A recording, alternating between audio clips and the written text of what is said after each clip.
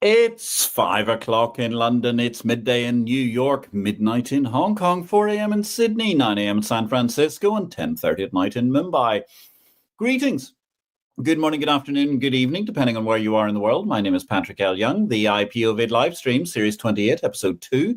In the aggregate, that makes a season-ending Episode 164 starts here. Is CMU dead? I appreciate the dyed-in-the-wool Europhiles won't like this, but, and ironically, Phase A celebrated 50 years of good work this week.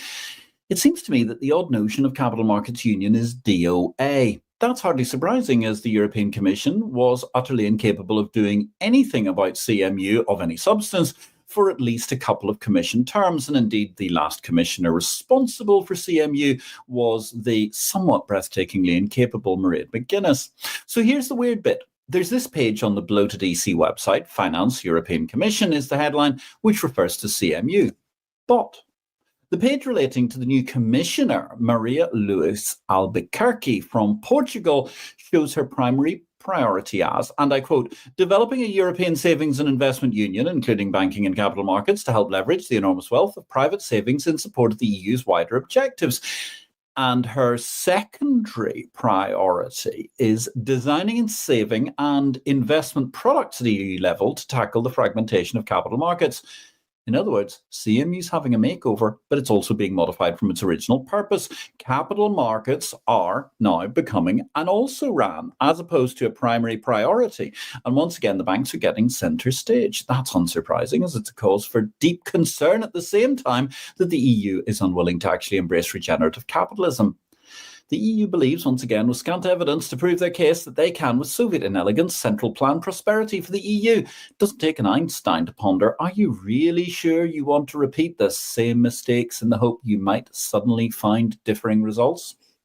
In other news, Paul Atkins has been announced by President Trump as the new chairman of the SEC. That means we could see a seismic fissure in transatlantic markets that may leave Europe further adrift than ever. Once again, the news from the US is of positive interaction. The word from Brussels is a cause for deep concern amongst those of us who value entrepreneurship, growth, and prosperity. With those same values, in India, exasperated shareholders are suing SEBI after a generation spent waiting for regulatory permission to IPO the NSE, the National Stock Exchange.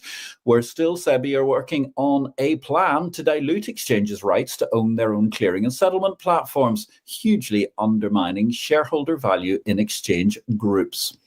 Back in the USA, I mentioned just a moment ago, of course, that incredible appointment, and fabulous news it is, Chairman Paul Atkins, the nominee for the SEC.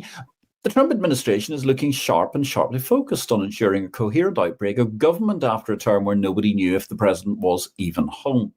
A big wave of news has been that number of parishioners appointed from the market structure world. In addition to Paul Atkins, as mentioned, as new SEC chairman, previous SEC chairman Jay Clayton is joining the Department of Justice. BGC Cantor boss Howard Lutnick will be trade secretary. And this one really delights me. From the parish, former ICE executive and backed CEO Kelly Loeffler will head the Small Business Administration. An entrepreneurial mind running the Entrepreneur's Office of the US government. What could be better? Brussels, take note. Now, ladies and gentlemen, I'm glad you could join us today. That was just a roundup of some of the things that have been happening during the course of the last week in the world of capital markets and market structure. We have a fabulous show for you this evening. We're going to be looking at the world of where our second batch of guests from the second half of the year were discussing their thoughts on where the capital market revolution goes next. And indeed, of course, that kicked off the 25th anniversary of the original publication of Capital Market Revolution itself. Let's start with Steve Zwick, a regular guest on this show. He's the owner, producer, host of the At Bionic Planet podcast. He joined us on the 4th of June 2024 and was discussing carbon market development. Let's hear from Steve. Nature positivity is going to be much bigger, despite the fact that there's no clear no clear demand signal. The desire for companies to establish themselves in this space is going to get bigger and bigger. And the other thing that's going to happen is it is going to be related to carbon somehow, because as we go into with climate change, all forests are kind of in danger. You've got the immediate threat of forests being chopped down by humans, but you've also got just degradation caused by heat-related degradation and the need to maintain forests. They need to be actively managed, and that you're going to have to finance it somehow. Another big one that's going to be really big in carbon is soil. And if we go into soil carbon at the forest edge, that will save the forest. The carbon payments don't really matter anymore, because in theory, soil carbon is the kind of thing that will pay for itself over time, because it usually increases yields, but it'll help de-risk that transition. So I think those are the two big things. Is the soil carbon is going to be much bigger in the near term, and this nature positivity is going to mutate into something. It's just not clear what. Soil carbon, amongst the many exciting things coming through from carbon finance, is going to be much bigger in the near term, and nature positivity is going to mutate into something. Steve recently actually has announced a fantastic new venture. He is out there myth busting some of the nonsense that comes from the NGOs and the doomsayers and naysayers against the carbon markets, and I think that's a fantastic initiative. Hopefully we'll get a chance to chat with him about it early in the new year. So from Steve Zwick, our resident carbon guru, making I think his third or fourth appearance on the show. Of course, he's co-hosted a couple of great carbon discussions with me in the past, all of which you can find online at the usual places, YouTube or LinkedIn or Facebook. You can search for IPO-VID. We moved on to our second guest of this segment. That was halfway through the year, 18th of June. It was joy to welcome the CEO of the International Stock Exchange Group, TISEG, for IPO-VID number 147. Kees Vermaas, who we know very, very well through having previously been head of the Amsterdam Stock Exchange under Euronext, and indeed also the boss of CME Europe Exchange in London. He was talking about us as how they brought TISE from the Channel Islands, its headquarters, to the world. Let's hear from Kees. Well, obviously, I'm a technology kind of fanatic from the foundation and the basis of my education. That is going to change a lot and makes much more possible. And then I think the unlocking of the private potential, that is the way to go. It's the technology, stupid, if James Carville were here today to manage to shape this around a general election slogan. And certainly something that a lot of people have been talking about. You'll remember from last week's part one review of this year, we had a great deal of discussion about AI, about all of the other masterful, wonderful technologies that are coming along. Some people also talking about blockchain and digital assets, as well as many, many other aspects to what's happening. And certainly what could be more clear than the success of the International Stock Exchange Group out of the Channel Islands to the world in managing to produce their own particularly exciting brand of exchange business with their own particularly exciting brand of technology. Another man who was very much involved in technology over the course of the years as a major league user on many bank dealing desks and across exchanges and other markets was Danny Corrigan, Mr. Repo, with over 35 years experience of wholesale market derivatives as a London-based CEO, MD and director, and also indeed with exciting stints back when Moscow was the go-go place to be in, and indeed Sydney, Australia, amongst many other overseas market postings across repo, debt, derivatives, trading, clearing and broking industries. Danny joined us on the 2nd of July. He was our guest on IPO-VID number 148, discussing repo and the London reporting house. Let's hear from Danny. I think the next thing is this. It's got to be retail. And why I'm saying that is because why not? Why, after the fall of the Silicon Valley Bank and a number of other things, if you've got your money sitting overnight in a bank, or even worse, sitting on a month's deposit, something happens at Silicon Valley Bank where 40% is pulled out in a day, as can happen, why would you do that? But if you're allowed to lend your money overnight through a swing facility to do reversing something like either invest in a money market fund or reverse repo, if that happens, so any money you've got doesn't stay unsecured, it's sent overnight into the repo market and you could pick your collateral. Why not? That would just make sense. I know that would be good for mankind. That would be good for risk of individuals. It would be good for the banks because it diversifies their funding base. So I think what will happen is we'll see obvious things like access to retail. And then I think with on the financing all round for retail, why shouldn't it be that way? Why shouldn't it be with your Revolut card that you can short equities and borrow them? There's no reason at all why I shouldn't, apart from the fact there are certain vested interests in securities lending markets, not the repo market, the securities lending markets, which would not like that at all because it levels the playing field.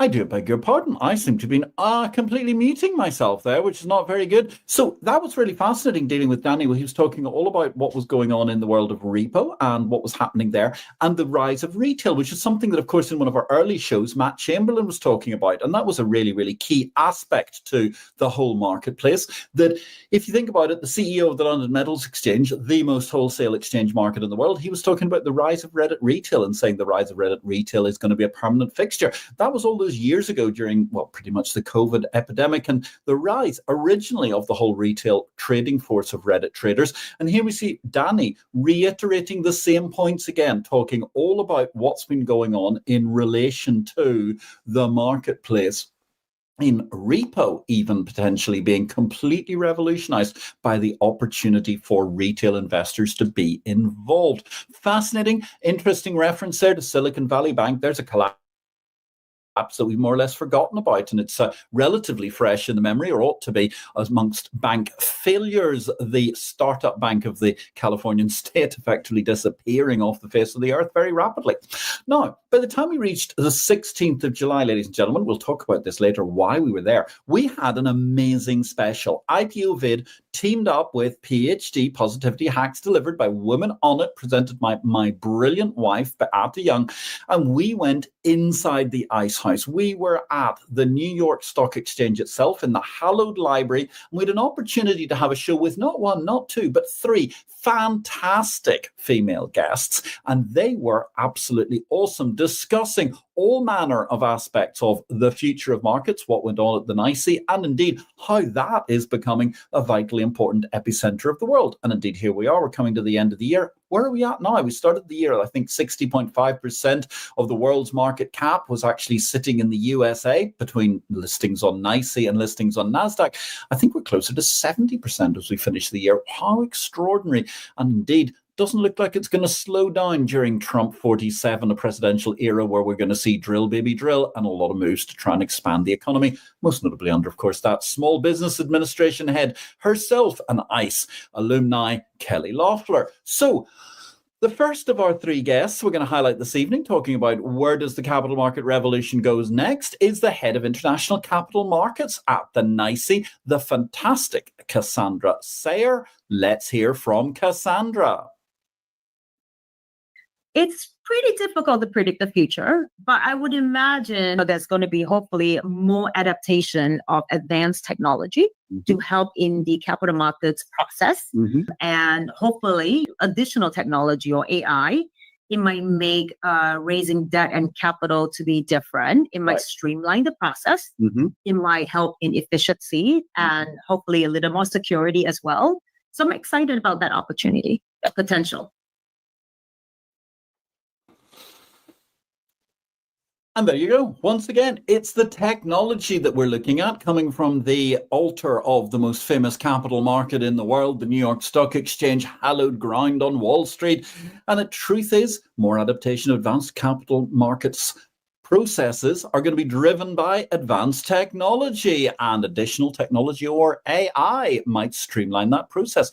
Very interesting point being made by Cassandra, the head of international capital markets. Our second guest from our July the 16th show, that was IPO-VID number 149, inside the Ice House, was the head of relationship management at the New York Stock Exchange, the wonderful Jess Froats. Let's hear from Jess. So I'm going to bring it back to data. Our teams are constantly working on ways to use the data. And I think getting more juice out of the data we have and big data and using new applications that provide efficiency and insight is where you're going to be headed next. Big data.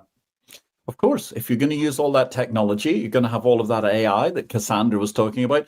Jess is quite right. Where else can you go but work on ways to use data and all those extra data flows that are now being captured digitally that weren't even possible to capture all those years ago, and then all of the different Greek letters that may relate to every single one of them wherever you're going when you're trying to find efficiencies and insights on where markets are going to be headed next. And of course, Greek letters, well, they're a huge thing for Megan Duggan. Megan was the head of options at the New York Stock Exchange when she joined us during July. She's currently Well, we don't know where you are, Megan. I do hope you're well, and we look forward to seeing you in a fantastic new position soon. You took the opportunity to leave the New York Stock Exchange soon after we met you. Hope it wasn't us caused you to leave. No, seriously, Megan, absolutely fantastic woman who's come from the West Coast to the East Coast and is the options doyen of many marketplaces around the world, but has been head of options at the New York Stock Exchange. She was with us again inside the Ice House, making for a marvelous trio of guests on the 16th of July for IPO-VID number 149. Inside the Ice House, let's hear from Megan. I think that U.S.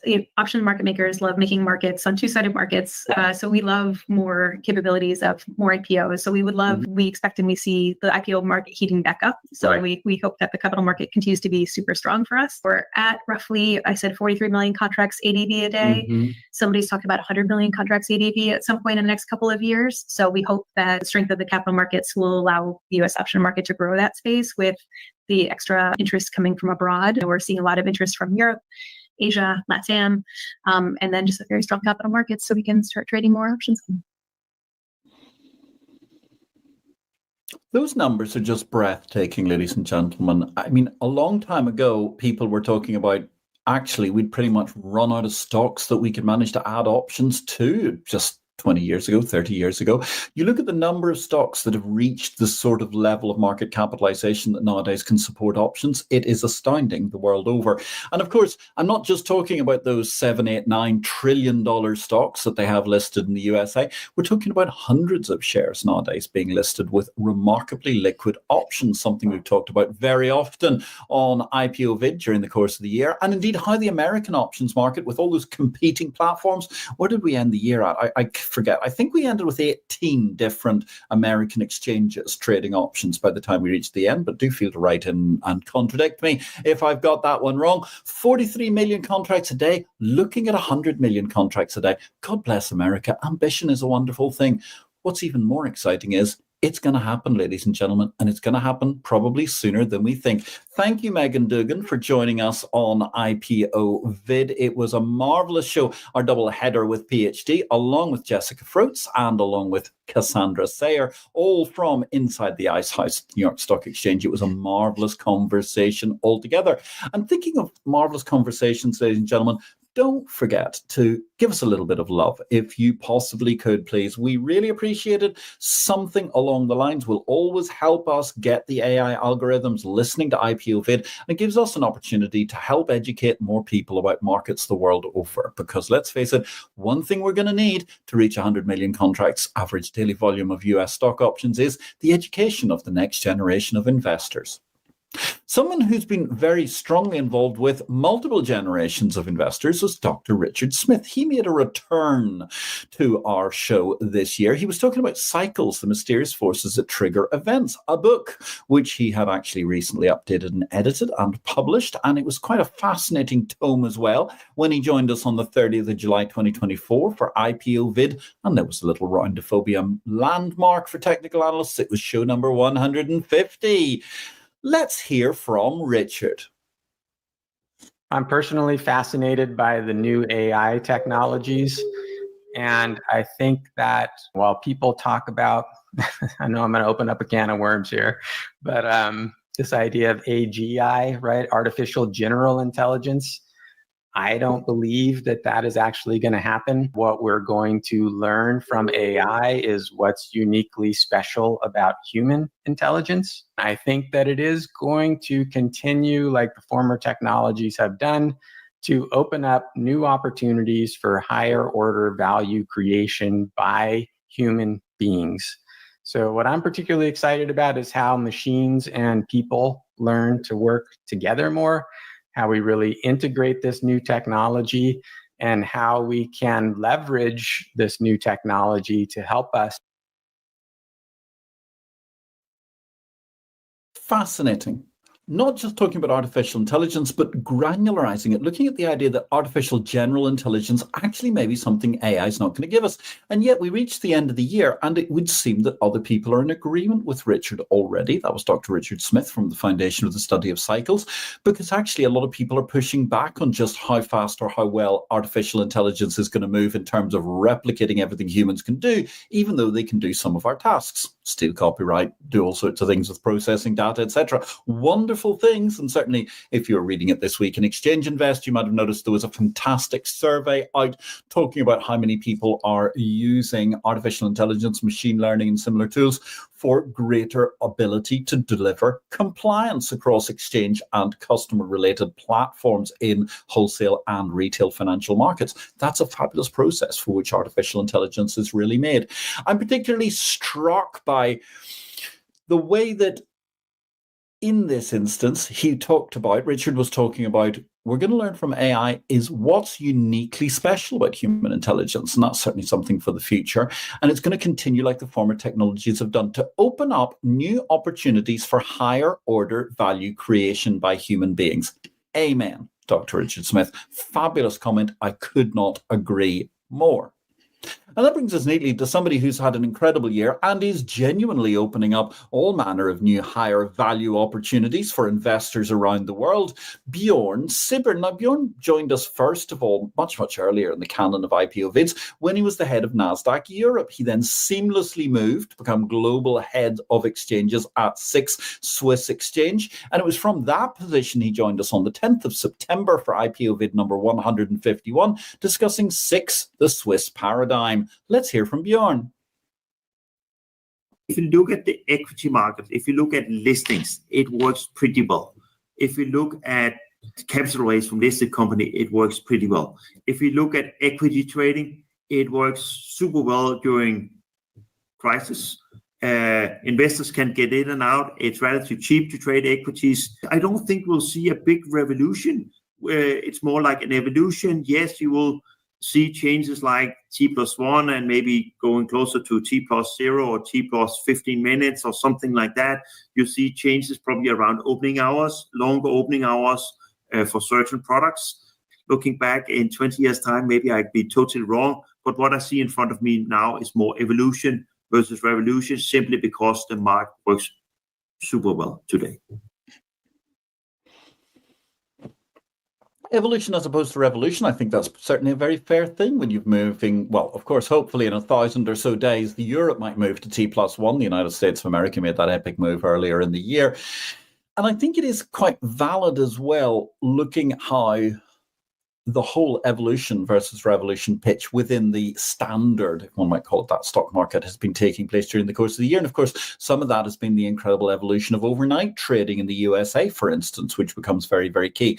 One of the best things that was a fabulous evolution during the course of the year was none other than the elevation of Bjorn Sibber, our friend and twice a guest on IPO-VID. We're looking forward to his third appearance next year because now he's in the hot seat. He is the CEO outright of the SIX Swiss Exchanges Group. Congratulations, Bjorn, taking over a couple of weeks ago from Jos Gisselhoff, who has, well, announced that he's making plans. We don't quite know what or where for some sort of new venture in the Middle East. He's going to be joining in the near future. Be fascinating to see what company he is joining. Now, a company that's had a spectacular year during the course, in fact, spectacular couple of years, is a vendor we don't hear a lot of headlines about, but yet it is powering all sorts of markets. In some ways, I suppose, actually, the most exciting thing was probably late this year when finally the CFTC was beaten into submission by the US court system. Hallelujah, thank goodness, thank heavens for justice. And we saw PredictX, the IBKR, interactive brokers market, which has been built for originally predictions of all manner of other things, but actually ended up predicting particularly around about the US presidential election. That was sitting hand in hand with various other platforms that managed to push the whole thing forward. And that, which traded, I think if I remember correctly, something like 1 million contracts in several weeks just around the US presidential election and so on, was another example of a product powered by Connemara. And that's why it was a joy on the 17th of September for IPO-VID number 152 to talk about the future of exchange matching engines with Connemara Technologies. We had the co-founders and co-bosses of that organization with us, Maureen Downs and Jim Downs. First of all, ladies first, let's hear from Maureen. I can't emphasize it enough that the number of new exchanges is going to grow exponentially, fast and furious, beyond anything that any of us could have envisioned. Hallelujah. A comment that PLY would be delighted to make himself, because actually I totally agree. This is the age of the exchange in the digital era, ladies and gentlemen. I absolutely wholeheartedly agree with Maureen Downs on this point. She's a co-founder of Connemara Technologies, and indeed I believe Connemara are going to be powering many of these new markets. The number of new exchanges is going to grow exponentially, fast and furious, beyond anything that any of us could have envisioned. A spectacular remark, one I totally wholeheartedly agree with, and indeed one which we champion via Exchange Invest. If you're not already reading and you're in the exchange business, you really ought to be behind the water cooler of the Bourse business, the exchange of information. Join us at exchangeinvest.com and sign up for a subscription right now, because frankly, you can't afford not to be a subscriber to Exchange Invest if you're working in the Bourse business or anywhere thereabouts. Now that leads on very elegantly to Jim Downs. Jim is the other co-founder of Connemara Technologies. He's the chief executive officer of Connemara Technologies. He was with us on the 17th of September for IPO-VID 152 alongside his brilliant wife, Maureen, discussing the future of exchange matching engines with Connemara Technologies. Let's hear from Jim. The trend we're seeing, and this is particularly among new exchange operators, is that they want to go direct to customer, and they want integrated clearing and risk at the same time. So that's where I'm seeing it going, is the collapsing of that. And there's a very interesting point. We're seeing this mountain of new exchanges, this incredible trend where they're coming left, right, and centre, as Maureen elegantly pointed out in her remark about where does the capital market revolution go next. And Jim drilled down into the trend that he's seeing as CEO of Connemara Technologies, which is so many new exchange operators are very, very keen to be able to go direct to their customers and integrating their clearing and risk all at the same time. Wonderful stuff, because it should, of course, make future safer markets in the age of the exchange. Now, earlier on, I mentioned the fact that we went to the New York Stock Exchange this year. And of course, it was an epic event, not just because we got inside the ice house and did a fabulous live stream where you had the opportunity to benefit from the expertise of those three power ladies, Cassandra Sayer, Jessica Froats, and Megan Duggan, but actually because the Friday previous to when we recorded this particular event, we had an absolutely epic moment. That was the opportunity driven by, well, the reason we're here today discussing where does the capital market revolution go next, because on July the 5th this year, I had the incredible opportunity, invited by the president of the New York Stock Exchange herself, Lynn Martin, who of course is a previous guest on IPO-VID. Check out her magnificent discussion about data back when she was running the ICE data business before she was elevated to the NYSE president, where she's doing such a terrific job. She wrote to me earlier in the year and said, look, I know it's the 25th anniversary of your book, Capital Market Revolution, coming up, and I read it early in my career. I found it a fabulous tome. I would really like to say thank you and invite you to come and ring the bell of the New York Stock Exchange. Well, what an opportunity, ladies and gentlemen. In big world, what could be better than the opportunity to savor my best minute of the year, frankly? It was an absolutely epic moment. Here we go with the fabulous scarf wearing in the background and a great group of people, including a couple of former IPO-VID guests. See if you can spot them in the background. This was our opportunity where Exchange Invest rang the closing bell. Let's hear it from the bell.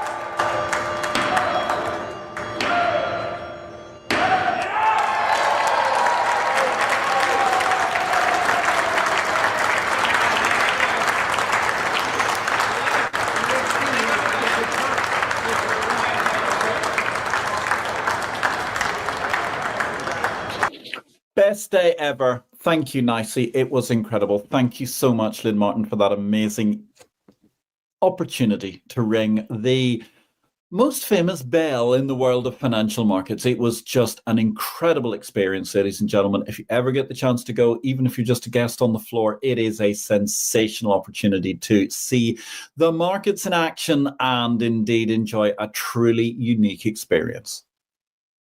Now that brings us neatly to our finance book of the week. The Everything Blueprint, the microchip design that changed the world by James Ashton, tells the story of ARM. From humble beginnings to its pivotal role in the mobile phone revolution, James details the titanic power struggle for control of the microchip through the eyes of a unique British enterprise that has found itself in the middle of that battle. And indeed, we've got some great comments coming up from James in just a moment. He was our guest on IPO-VID 157 talking about the quoted company's agenda. So that is our book of the week for this week, ladies and gentlemen, and gives you an opportunity to remember that if you want a more macro read, if you want to know what our book of the week is the day that it's announced, then sign up for free to exchangeinvest.com's EI Weekend Edition. It's a more macro read. You'll find it interesting, something for everybody there, as long as you've got a sense of curiosity. And of course, please, in order to manage to maintain these particular live streams through next year, we've already got some fantastic guests lined up for 2025.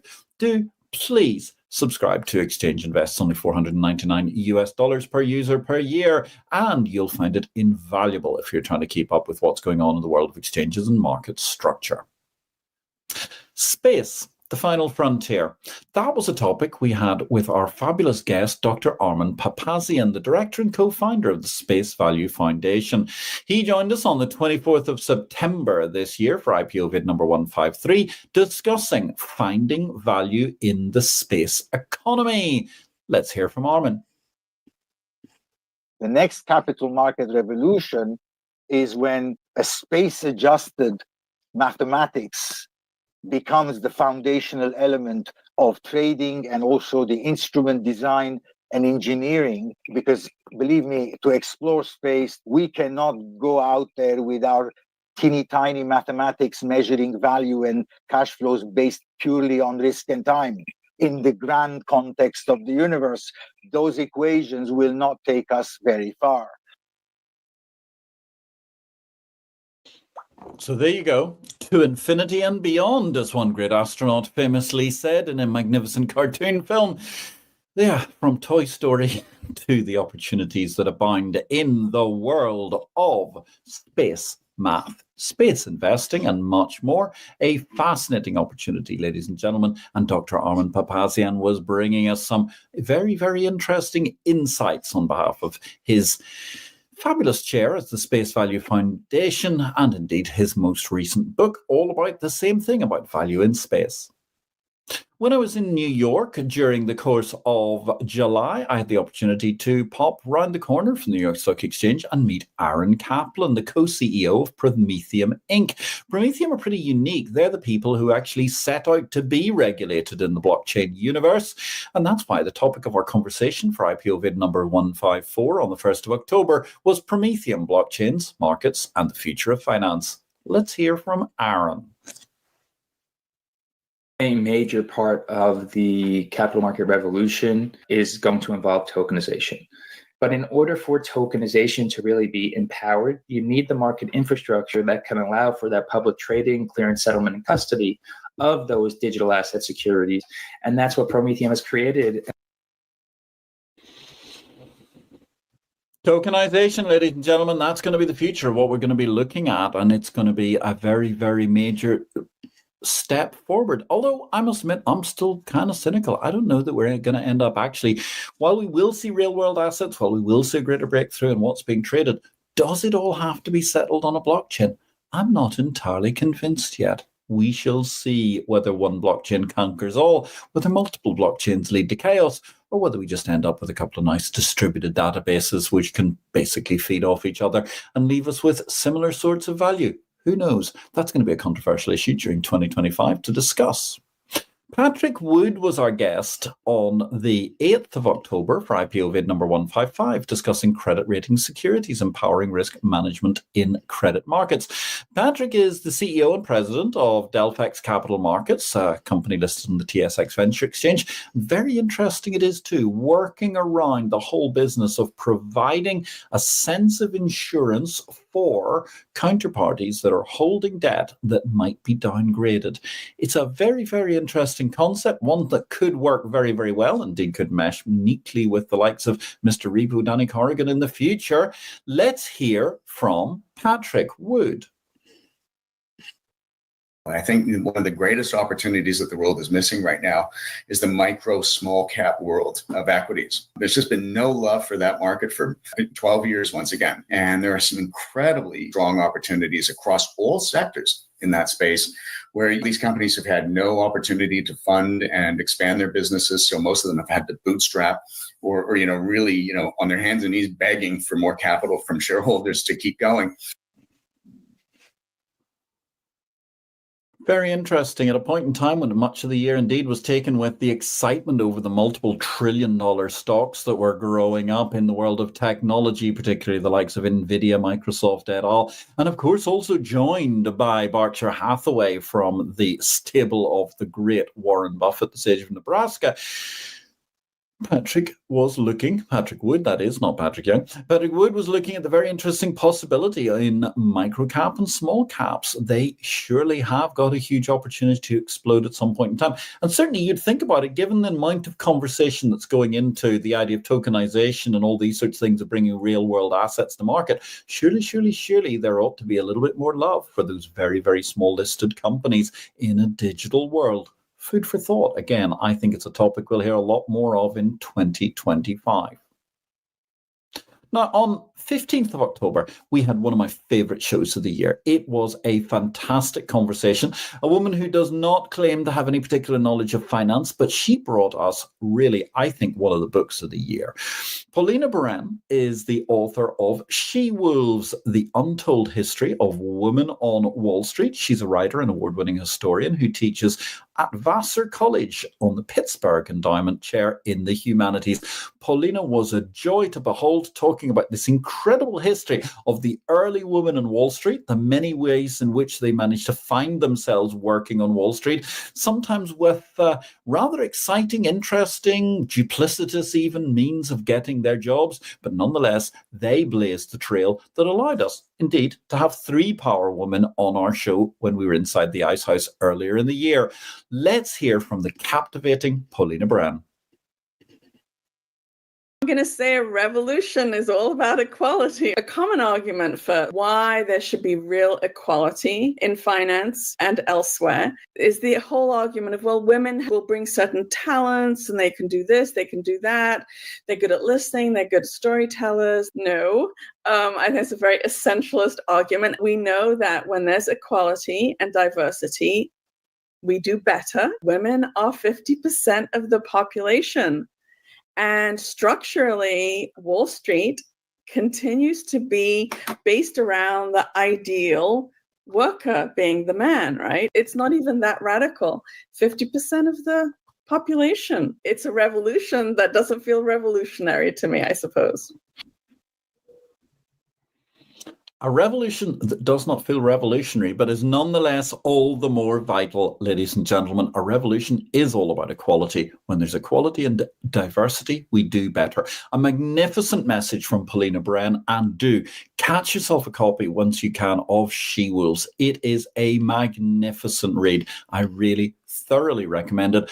Ideal for all genders to find in their Christmas stocking this December the 25th.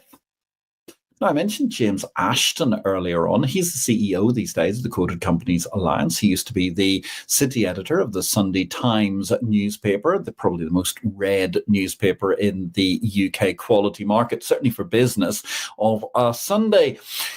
On the 22nd of October, he joined us for IPO-VID 157, discussing the Quoted Companies agenda. Let's hear from James. I hope we're heading towards a retail revolution. I hope that buying shares becomes as easy as buying crypto. It certainly should be. That's a combination of people taking more interest in their retirement plans. It's something about fixing the plumbing so that companies can really engage with their ultimate beneficial owner. It's about promotion and getting people engaged with the company at the bottom of their street, perhaps their employer. But I really hope that we can have a retail revolution going forward.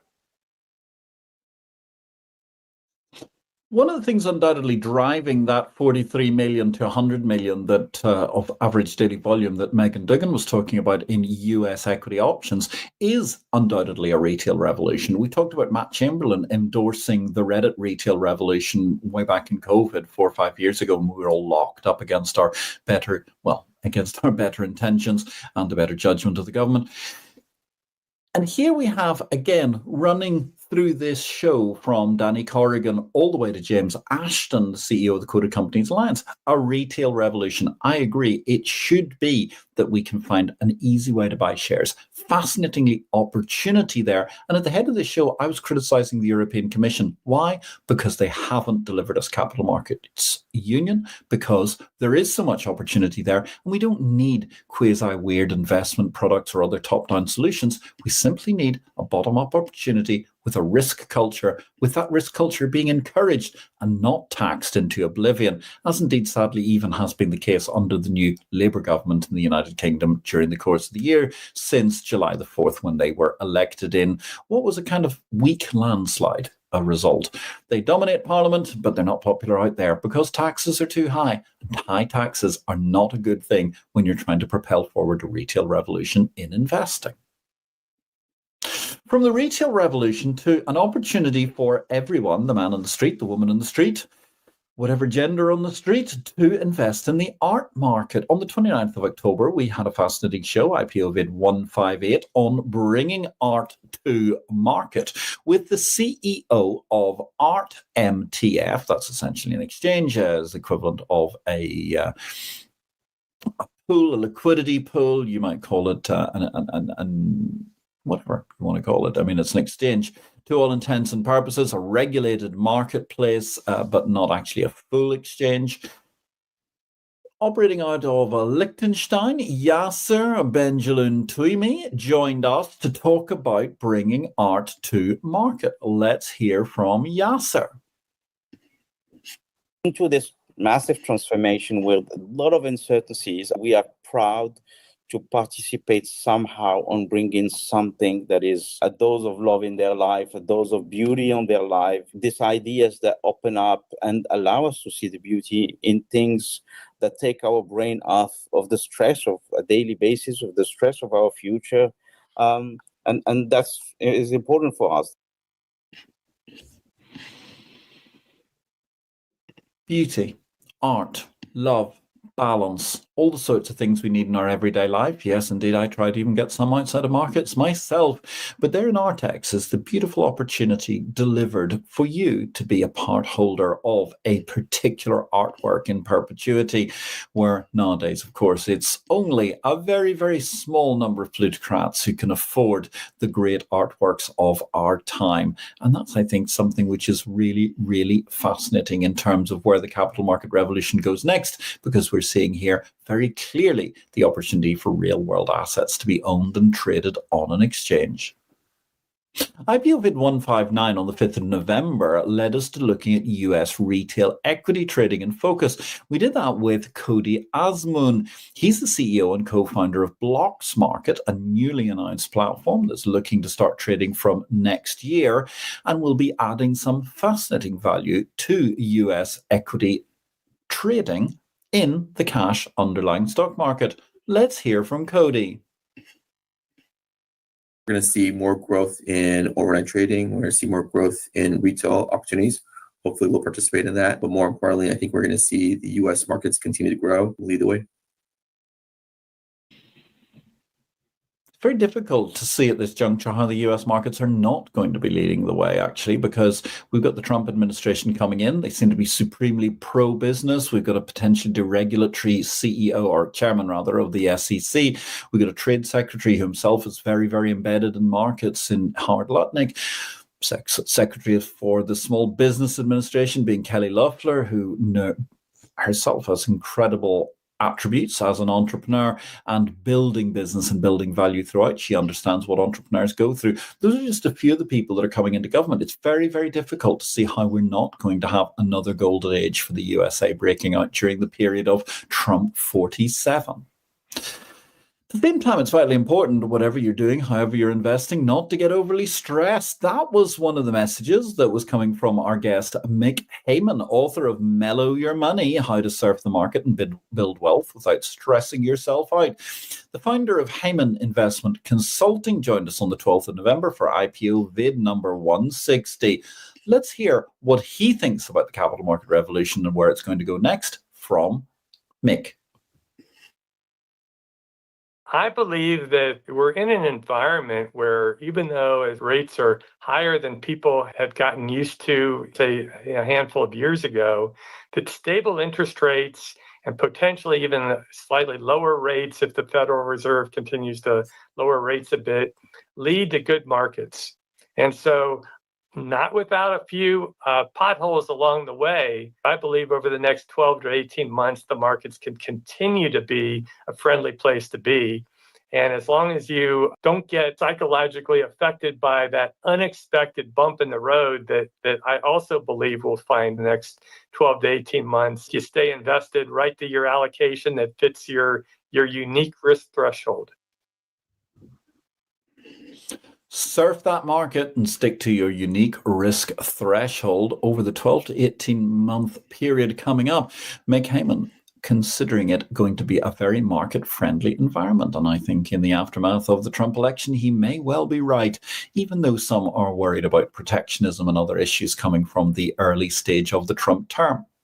Changing gears, Louis-Jan Bontois joined us. He's the VP of Engineering at Housing Anywhere. But prior to that, he spent more than 20 years developing technology with a leading vendor in Africa who produced software for exchanges throughout the world. Therefore, we had a fantastic discussion about the evolution of markets technology on November the 19th in IPO-VID number 161. Let's hear from Louis-Jan. From a tech point of view, I clearly see that cloud-based solutions are going to be the future. So the conversation of should we be in the cloud or not is going to disappear. By default, everything is going to be in the cloud. And I see the cloud providers playing a massive role in exchanges going forward, where they're actually going to bring various products to market to actually give exchanges a lot more space to maneuver in and to run their products in. And I also see a lot of changes in the way software is developed in terms of exchange platforms, that exchanges can basically pick how they want the exchange to run from a cloud-based solution instead of the other way around. See that exchanges are going to control the markets and not the software. And there you have it. Cloud is the future, a message which various people have been talking about previously on this show at various times. And exchanges are going to control the market. Pardon me. Exchanges are going to control the markets and not the software. Thank you, Louis-Jan Bontois. It was a fascinating discussion. Looking forward to where the exchange market technology is going to be evolving. On the 26th of November, we welcomed Shiloh Bates to IPO-VID number 162. The topic was bringing CLO to your investment flow. CLO being collateralized loan obligations. If you don't understand anything about that, go watch that video. There's some fascinating possibilities for investment in different tranches and types of CLOs as we go along. When it comes to where does the capital market revolution go next? Well, let's hear from Shiloh. Well, the revolution from here again, I think it's just increased exposure to CLO securities for lots of different investors. So historically, again, it was institutions that were the primary investors in all CLO securities, AAA to equity. And now with the growth, again, of ETFs, of interval funds, more and more investors are targeting these securities. They like the risk-adjusted returns. And oftentimes their financial advisors recommending these securities. I think a lot of them are going to come around to investing in CLO securities over time. The proliferation of CLO securities into lots of different investors' portfolios is the revolution I'm seeing. What an interesting opportunity. The proliferation of CLO securities into different investor portfolios around the world. That's quite a fascinating deal altogether. And I would recommend, ladies and gentlemen, you go back and watch all of these videos because there was so much wisdom therein with an incredible panoply of guests throughout the course of the year. Don't forget, you can catch up with all the headlines in the world of market structure and Exchange Invest daily. You can subscribe to that via exchangeinvest.com.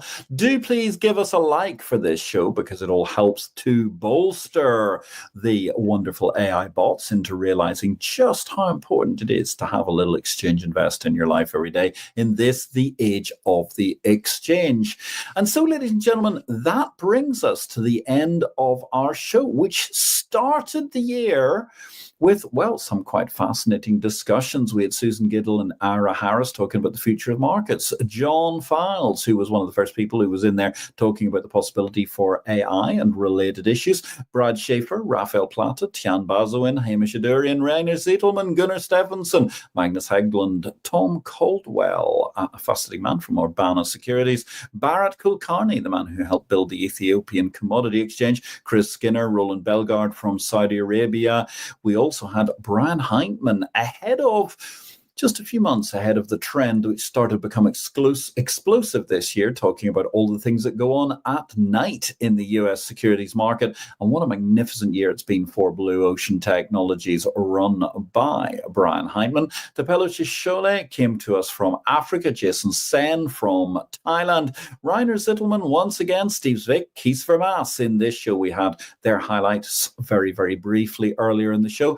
Thank you, Danny Corrigan, and thank you, Cassandra Sayer, Jessica Fruits, and Megan Duggan for making an epic show for both PhD and IPO-VID during the course of our visit to the Ice House this year in July. Dr. Richard Smith, you heard today from, also Bjorn Sibern, the now chief executive of all of the Swiss Exchange Group. Maureen Downs, great point by Maureen Downs. I think one of the best points of the day. This is an opportunity for essentially unlimited growth in the exchange business, and I believe we're going to see that going forward. If you've got any ideas of exchanges you want built, then ping me a message. We're always open to building more exchanges around the world, ladies and gentlemen, and we have unparalleled resources and inputs in order to make you achieve greater things with less money faster. Jim Downs also was looking on the interesting minutiae of what's going on in all of the different aspects of the development of the exchange markets, including direct access to the client and indeed integration of risk and compliance and all sorts of clearing functions as well as settlement. Dr. Armin Papazian, he was opening our eyes to the space economy. As I mentioned earlier, Paulina Bren was a captivating guest talking about she-wolves, the incredible history of how women managed to come onto Wall Street, and indeed what we do need for 2025 is a yet more diverse world as we get towards a 50-50 allocation of positions and employment throughout the world of finance. Aaron Kaplan, we heard about talking about the blockchain. Patrick Wood on the fascinating credit-linked securities and what happens in the event of a downgrade. We also heard from James Ashton, Yasser Benjamin Toyoumi, Cody Asmoon, another US stock market platform. It's going to look very interesting. Mellow Your Money with Mick Heyman. A fabulous conversation with Louis Jan Bontois, talking all about the very, very interesting possibilities for the future of exchange technology and markets as a whole. Shiloh Bates came along and explained to us the wonders of CLO investment. And of course, last week we had IPO-VID, the year in review part 1 through the lens of the capital market revolution. And of course, this week we had show 2 in that series. I want to thank all of the production team who worked on this. Thank you to AJ, Racy, Janella, Jamil, and Kim. And also, particularly tonight's gallery has been Desiree, Fernando, and Marianne. You've all done a great job during the course of the year. That was absolutely marvelous. This concludes the canon of the year for IPO-VID at the end of episode number 164, or series 28, episode 2, if you prefer to think about it in our 6 episode canons. We're going to be back next year, though. We've got a great show already lined up for January the 7th with Joe Sakela. He is the boss of another fascinating exchange being built in the USA to appeal to a fabulous, wonderful, and huge potential niche. So, ladies and gentlemen, for 2024, it's a wrap. Stay tuned for IPO-VID returning on January 7th. And in the meantime, don't forget, please renew or indeed sign up for a subscription to Exchange Invest so that we can get back to making more of these live streams in 2025 and indeed also producing the benchmark of the exchange business, the bulletin of the bourse, the exchange of information, Exchange Invest. My name is Patrick L. Young. I just want to wish you a fabulous year in life and markets. Don't forget also, get yourselves a couple of stocking fillers if you're buying a copy of She Wolves. Why don't you get an ebook? Capital Market Revolution, the 25th anniversary edition, is now available. You can download that from Amazon, and a fabulous read, I do believe it makes, with 10,000 extra words of new content compared to what we had in the original version 25 years ago, back when print books were all the thing and nobody had ever heard of a Kindle. Thanks again for watching. My name is Patrick L. Young. I wish you all a great week in life and markets, a great Christmas. We're looking forward to seeing you on January the 7th. Thank you very, very much to everybody in the Exchange Invest team for what's been an epic and incredible year. And thanks to all our subscribers who've supported this. We really, really appreciate your signing up in order to allow us to bring people more news about the miracle of markets, the exchange of information. I wish you all, once again, a fabulous, fantastic, happy festive period, whatever way you're celebrating. We'll see you in 2025. Over and out.